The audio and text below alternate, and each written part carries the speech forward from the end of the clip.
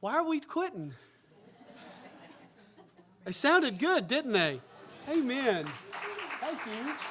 That sounded good. Amen.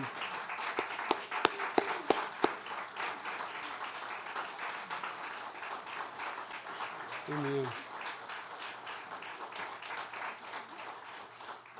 That truly was a blessing. And the fact that my boys were over there, because they come and sit in choir practice and listen. They were out there singing.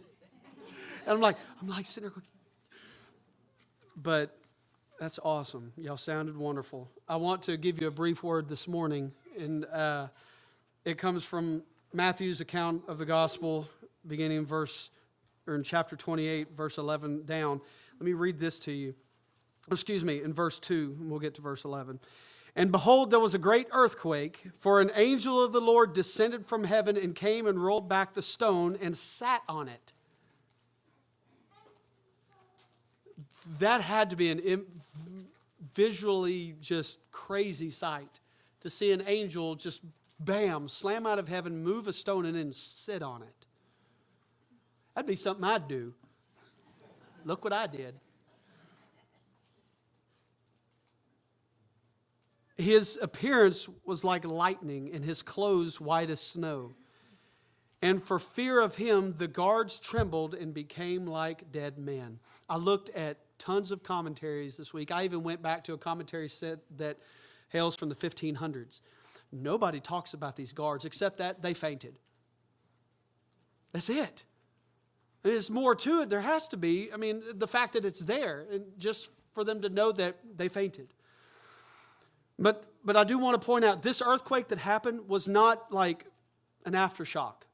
It says that it was a great earthquake. It shook everything. This wasn't an aftershock of what happened 3 days before on Friday, whenever Jesus had died. The earthquake, the veil was torn from top to bottom, and the dead rose and walked around through the city. This is not an aftershock. This was its own event. But this angel had descended and bam, shook everything, moved this stone, sat on it. As I talked this morning, what was the purpose of the stone being rolled out of the way? It wasn't to let Jesus out. He didn't need it. And we talked this morning because we know, as we've been talking through 1 Corinthians, he walked through a door. A stone wasn't going to stop him. But this angel, being his appearance, his physical form was like lightning. I was thinking about getting a little video of just showing lightning strikes and everything, but we've seen enough to where we know what they are. I mean, they're blinding. If you've been around them, it lights up everything, brighter than it would normally during the middle of the day. It would shake everything. This is his appearance, that visually blinding. The only thing on him that you probably could keep your eyes on were his clothes, as they were white as snow. All of these scared these men, and they passed smooth out. Two views of who these were. They were either Jewish guards that were responsible for the temple, and they guarded that, or they were Roman soldiers. We do understand in Matthew 27, in the previous chapter, beginning in verse 62, it says, the next day, that is, after the day of preparation, this is before, this is just after he was put into the grave, the chief priests and the Pharisees gathered before Pilate and said, Sir, we remember how that impostor said while he was still alive, after 3 days I will rise. Therefore, order the tomb to be made secure until the third day. Now, why would they do that if they didn't think it was real? Well, keep in mind, these Pharisees have been witnessing things for 3 years. Therefore, order the tomb to be made secure until the third day, lest his disciples go and steal him away and tell people he has risen from the dead. See, that's it. That's their truth. That's the truth they're going to stick with, and that's important. And the last fraud will be worse than the first. Pilate said to them, you have a guard of soldiers, go and make it secure as you can. So they went and made the tomb secure by sealing the stone and setting a guard. See, and it may sound kind of confusing like this. You have a guard. It almost sounds like he was saying, you have your own people. You go do this. No, he actually, the way he's speaking of it says, here, you have a guard here. It's for you. Go use them. Secure the area. And they did that. So then it comes back to later on in verse 11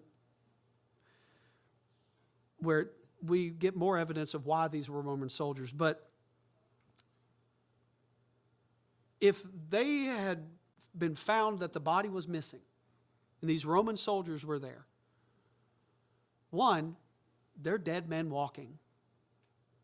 The fact that they failed in their duties, and most Roman soldiers were conscripted, they were slaves into the warfare of Rome, they would have been dead. For one, they allowed, supposedly, that these disciples came and stole the body. So one, they were either overpowered, they'd let them do it, or they were asleep, or they were just negligent and they just didn't care. Either way, they're dead. Rome did not just fire people. Oh, you're done. You're out of here. No, they would have killed them for this. Had they returned to Pilate, their death would have been immediate and for sure.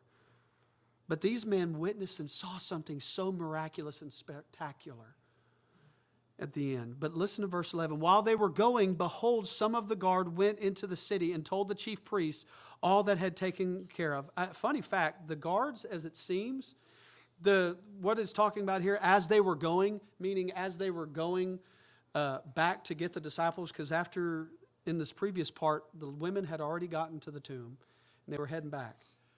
They had to step over the soldiers. While they were leaving, they go back and get the disciples. The guards got up and went to talk to the Pharisees. They didn't go talk to Pilate because they knew they'd be dead. They went in there and said, look, this is what we saw. And again, this was a great earthquake. And the two Marys and Salome, as we understand from the other Gospels. But I'm curious, it says some of the guards. It didn't say all the guards. It said some of the guards. What happened to the others? Did they go into town and were tight-lipped, kept their mouths shut? Did they convert? Keep in mind, in the previous part of what had gone on, especially at his death, the soldiers stood up and said, truly this was the Son of God. So it had to be that there were some that had a realization of what all was going on. But look at verse 12 and down. And when they had assembled with the elders and taken counsel, they gave a sufficient sum of money to the soldiers and said, tell people his disciples came by night and stole him away while we were asleep. And if this comes to the governor's ears, we will satisfy him and keep you out of trouble. So they took the money and did as they were directed, and this story has spread among the Jews to this day. Wow. Everybody's getting paid off to keep their mouths shut about something this spectacular that has happened.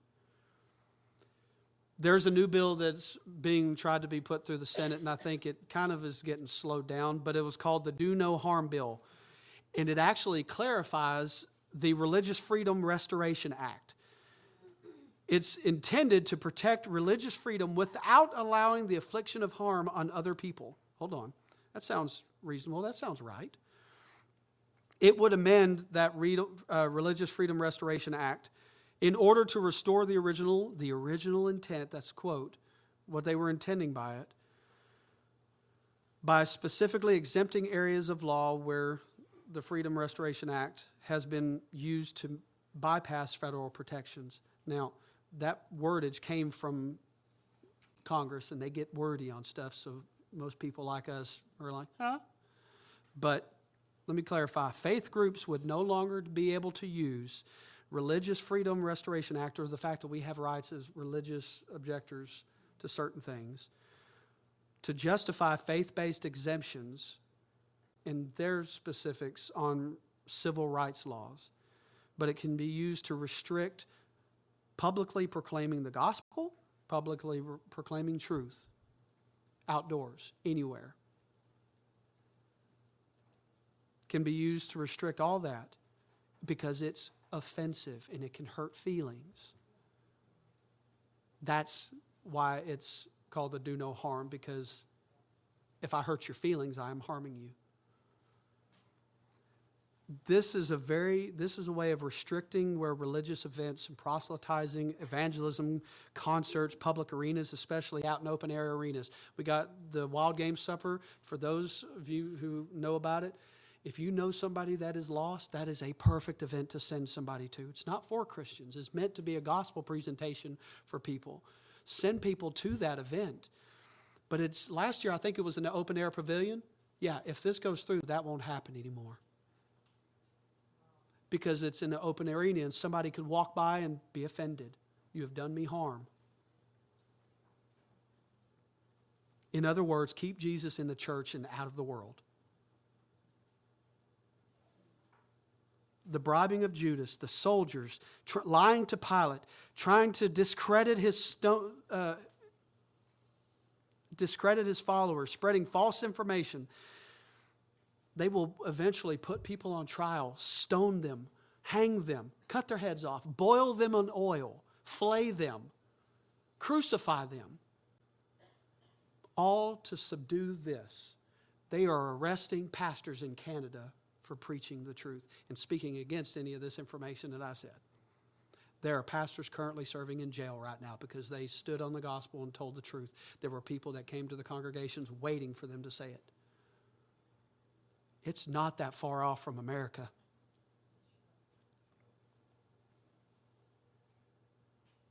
Acts of desperation. The idea is to mute the truth, to mute the gospel, mute it so that no one hears it, so they can raise up young people and children and teenagers and new adults to believe that it's all a lie.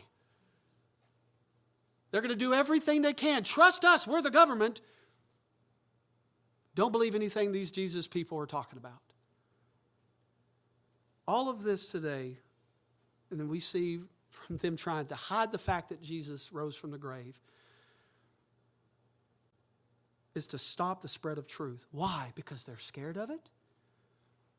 That he was who he said he was? Because they're jealous?